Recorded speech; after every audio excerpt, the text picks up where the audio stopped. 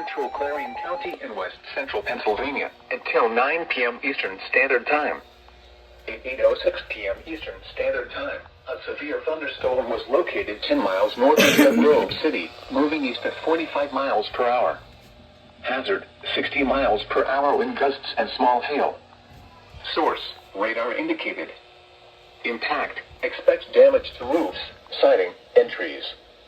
Locations impacted include Clarion, Knox, Sligo, Inlenton, Strattonville, Clintonville, Limestone, Shippensville, St. Petersburg, Kennardville, Callinsburg, Barkerville, Foxburg, and Cherry Valley. Seek shelter inside a well-built structure and stay away from windows. The storm is capable of producing damaging winds. Tornadoes can develop quickly from severe thunderstorms. What? Seek shelter immediately in an interior room on What? the floor of a well-built structure. Repeating, a severe thunderstorm warning has been issued until 9 p.m. What? Standard Time for the following counties in Pennsylvania: Mercer and Venango.